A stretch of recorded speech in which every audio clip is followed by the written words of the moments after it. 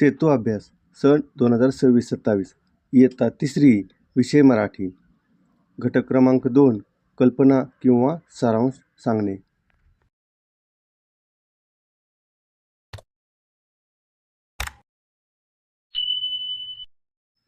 या घटकामध्ये एक उतारा दिलेला आहे. हा उतारा शिक्षकांनी विद्यार्थ्यांना मोठ्याने वाचून दाखवावा आणि त्या संबंधित प्रश्न सोडवून घ्यावेत. प्रश्न पहिला. उतार्यातील मुख्य विषय. उत्तर: पावसाचे आगमन किंवा ढगाळ वातावरण आणि पहिला पाऊस. प्रश्न दुसरा. ससोबाला अजून रात्र आहे असे का वाटले ते सांग. उत्तर: आकाशात काळे ढग जमा झाले होते आणि आभाळ भरून आल्यामुळे सकाळीही सूर्य उगवला नव्हता व प्रकाश पडला नव्हता, त्यामुळे ससोबाला अजून रात्रच आहे असे वाटले. प्रश्न तिसरा. आईने ससोबाला कशाबद्दल सांगितले ते सांग. उत्तर: आईने ससोबाला आकाशात आलेल्या काळ्या ढगांबद्दल, चमचमणाऱ्या विजेबद्दल, ढगांच्या गडगडाटाबद्दल आणि येणाऱ्या पहिल्या गारेगार व मुसळधार पावसाबद्दल सांगितले. प्रश्न चौथा. वरील उतार्यात काय घडले ते 6 ते 7 ओळीत सांग. उत्तर: शनिवारची सकाळची शाळा असल्याने ससोबा लवकर उठला. उठल्यावर त्याला बाहेर अंधार वाटला, कारण सूर्य उगवला नव्हता. त्याने आईला विचारले की अजून रात्रच आहे का? आईने त्याला सांगितले की आकाशात काळे ढग जमा झाले आहेत, आता थोड्याच वेळात वीज चमकेल आणि ढग गडगडतील. त्यानंतर पहिला रिमझिम आणि मुसळधार पाऊस सुरू होईल. कृती क्रमांक 2. शिक्षकांनी विद्यार्थ्यांना ही कविता मोठ्याने वाचून दाखवावी आणि त्यानंतर प्रश्न सोडवून घ्यावेत. प्रश्न पहिला.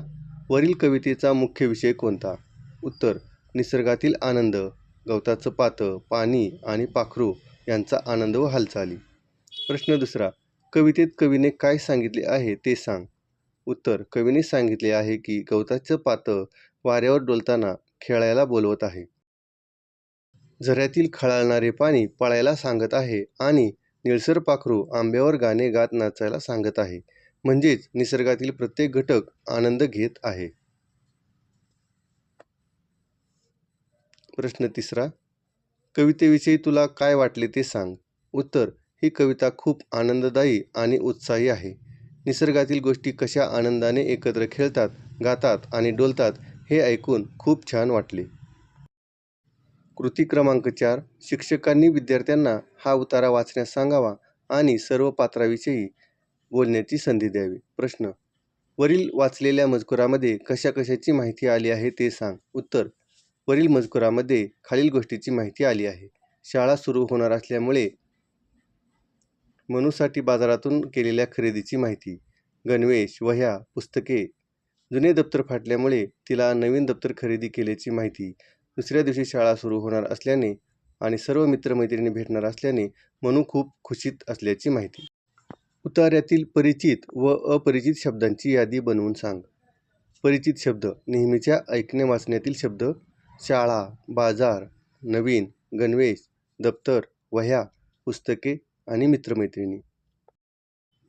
अपरिचित किंवा कमी परिचयाचे शब्द: परवा आणि खुशीत. कृती क्रमांक 5. शिक्षकांनी विद्यार्थ्यांना हे बडबड गीत वाचण्यास सांगावे आणि त्याविषयी थोडक्यात सांगण्यास सांगावे. शहाणी माझी बाहुली बडबड गीत. प्रश्न. वाचलेल्या मजकुरातून त्यांना काय समजले ते थोडक्यात मांडण्यास सांगावे. ही एका छोट्या लाडक्या बाहुलीची कविता आहे. ती बाहुली खूप शहाणी आहे. तिचे डोळे चिमुकले आहेत आणि ती डुलूडुलू डोलत इकडे तिकडे बघते. पण ती काहीही बोलत नाही. ती कधी हसत नाही आणि कधी कोणावर रुसतही नाही. ती खूप शांत व शहाणी आहे.